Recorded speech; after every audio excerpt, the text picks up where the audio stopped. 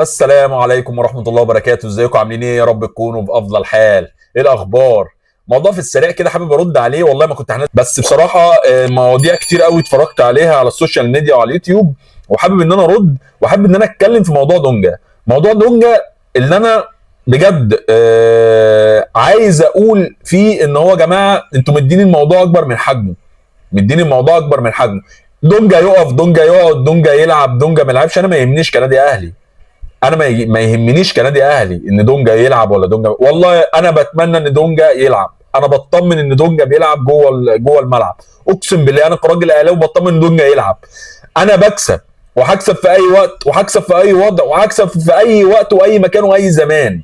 يا باشا لاعب اللي تلعبه. انا اتمنى ان اتحاد الكره يلغي القرار اللي طالع او الميل اللي اتبعت لنادي الزمالك بيقول لك اصل احنا بنهدد بالانسحاب. بتهدد بالانسحاب؟ هدد بالانسحاب او تلعب او ما تلعبش، انت كده كده النتيجه واضحه، النتيجه باينه، والنتيجه عارفه هي رايحه فين. النتيجه مكسب للنادي الاهلي ومكسب بسكور للنادي الاهلي.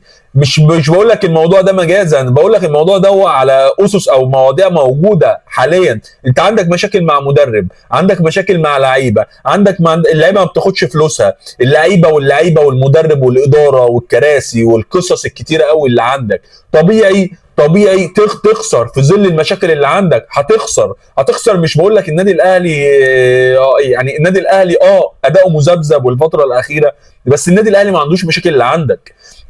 ما تقوليش اصل انا هنسحب من السوبر عشان دونجا اتحاد الكوره عمله، لان انا عارف النغمه اللي هتطلع الفتره الجايه.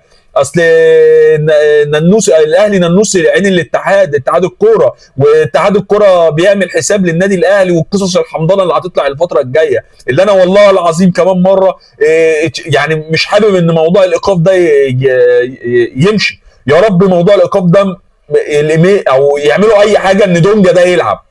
اللي انتوا عاملين عليه الشوشره دي كلها، واحد عمل مشاكل في الامارات واتعارك في الامارات واتحبس واتعملوا ولولا التدخل اللي الدنيا خلصت ما كانوش رجعوا. اللعيبه اصلا اسلوبه وطريقته وليد ادب وحاجه. انتوا يعني بتتبسطوا ليه بالمواضيع دي؟ بجد والله بتتبسطوا ليه اللعيب يشتم ويغلط وي. فده اللي انا النقطه اللي انا حابب اتكلم فيها. هتلعبوا دونجا، تعملوا دونجا، هتخسروا كده كده وهتشيلوا. مش غريبه يعني عن النادي الاهلي. بس الفكره بس اللي انا بتكلم فيها ان انا مش حابب بقى المواضيع لما تتغلبوا وتطلعوا بقى تقولوا اصل اتحاد الكوره هو اللي عامل في النادي الاهلي، والنادي الاهلي واتحاد الكوره والقصص الحمضانه دي. فيا رب الايقاف ده يقف خالص وما يمشيش، ونشوفوا نادي الزمالك هيعمل ايه بدونجا في الامارات. سلام.